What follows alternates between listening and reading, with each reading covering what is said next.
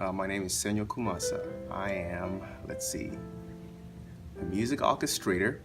Uh, I'm an educator, and I teach music, piano specifically, music in general. I am a photographer, and I'm a great advocate for education. So this is the way I did it.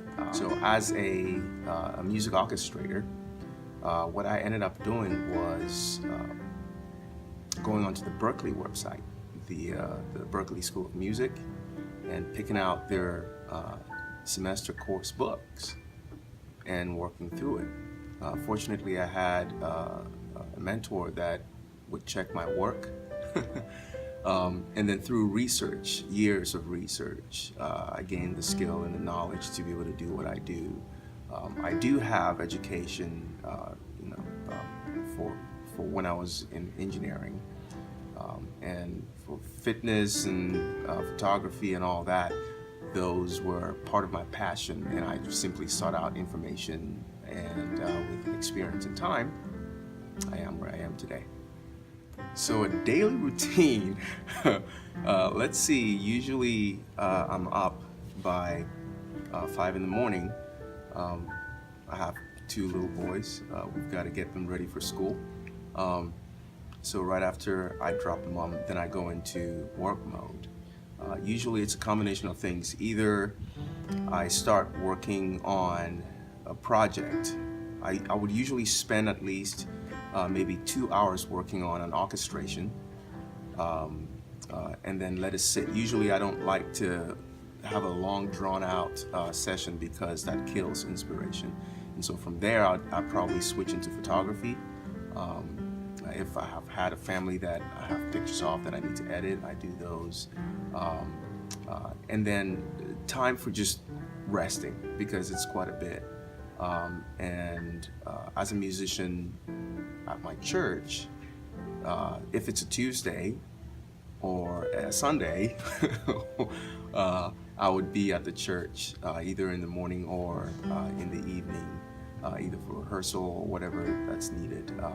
And sometimes I would also be practicing a piece of music for performance. For orchestration, nothing beats a sheet of paper, a manuscript, with your pen and pencil, writing.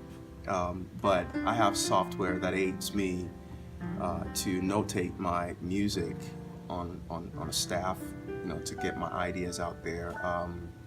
I use Finale. It's a software that's out there that's quite known for orchestration. So obviously you have to have an understanding of notation, music, and how it all works. And then for photography, it took me, I have a background in art, and so I already had the feel for what is called composition, which is an eye for seeing angles and what is attractive to whoever is looking at it. But the software side or the tool side, I usually use the Adobe bundle. There's Lightroom, which is a raw processor. From there I go into Photoshop, which everybody knows about, and do some fine editing with that as well. So those are basically the general tools. Of course, I have 3 pianos at the house.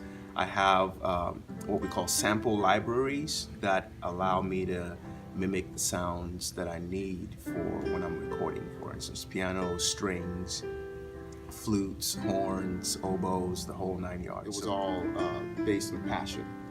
I remember when I chose to go into semiconductor engineering, I had to literally sit down and think for myself and decide what my passions are, what I was interested in, what I was good at doing, and try to find a subject matter that combined my strong suits.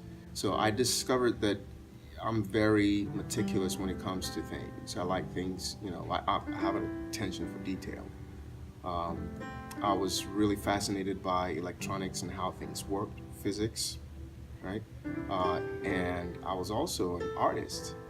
Um, so I sought for something that would try to combine those passions, and that's our minds are a gift, and it's a silver lining. There's a thread that runs through everything. Um, that the way you process information is unlike what another person's mind, how another person's mind works. So each one of us is unique, and so. Going from engineering to photography and music, basically I was able to use the same traits. Really, what it boils down to is if you can find what you are great at, what you are interested in, what you're passionate about, and try to figure out a way to get some form of education or information that would help you craft that passion into something that you could do to provide a service for other people or to help others.